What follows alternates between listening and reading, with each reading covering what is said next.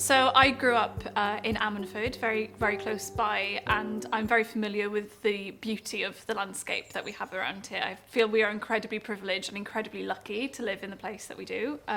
So making sure that we protect that and for future generations, I think is incredibly important. I think the combination of the landscape and the communities which live in it, make a living off it, enjoy it, visit it, that's, for me, rural communities are complicated and important and often, to be honest, often quite badly and willfully misunderstood.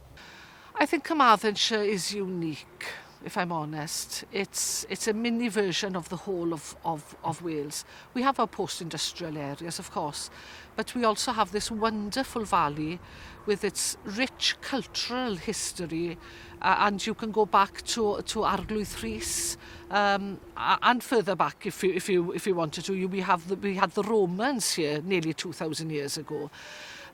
So we have all this history in this valley, and it has to be protected.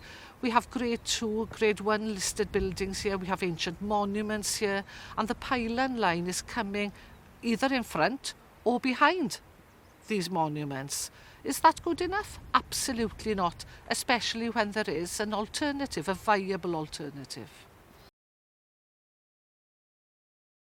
Greenchen want to bring a dual circuit, a 132 kilovolt dual circuit down from Nantmythil to Llandovery. This is a 90 kilometre line which will probably have in the region of about 300 pylons coming through all the way from Radnor Forest.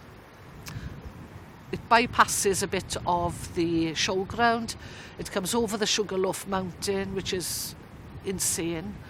And then Caerfyrddin, where you have the viaduct, Llandovery, where you have the castle, and down to Llandovery, down the whole of the Towy Valley. It crosses the Towy in one place just north of Llandovery, and then it crosses it again down here in Llandovery.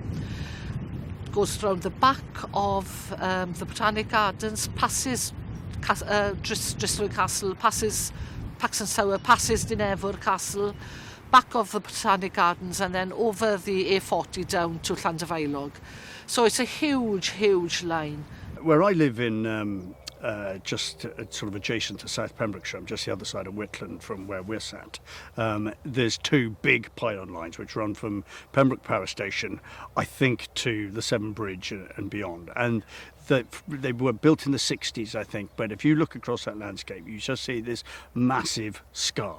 And everybody notices them. Everybody who comes to the county notices them and sees them. They wish, couldn't they put them underground? Isn't there a better way? And they follow the high ground, which makes it sort of worse.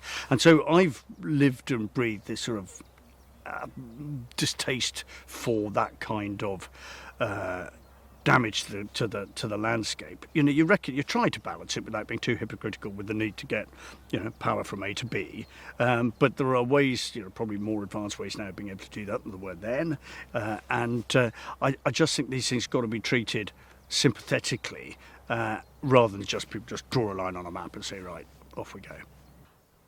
The worry that I have, particularly with the pylons, I understand. Of course, we live in an incredibly beautiful place, and from a landscape perspective and the impact on tourism, that is a great worry. The other worry for me is the economic impact.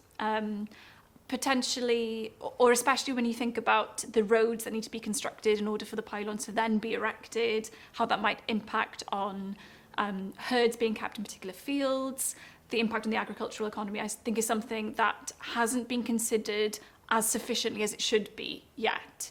So the agricultural aspect of things is a primary concern of mine. So what would we lose by having those pylons? Both the beauty of the landscape, I think that is certainly one of the things that we would lose, but my more overwhelming worry, I think, is the impact that it could have on the local economy. Well, when we had our first letter, back in January 2023, within a day, we'd organised a local meeting just to have an idea of where everybody stood on this. It was unanimously against. I'm unanimous, as a family, we're unanimously against, and we've been working solidly here in Llandovery over the past 18 months now to make sure that that we have an option which is acceptable for us, that this comes but on our terms and what's acceptable for us as a community along the whole of the Towy Valley.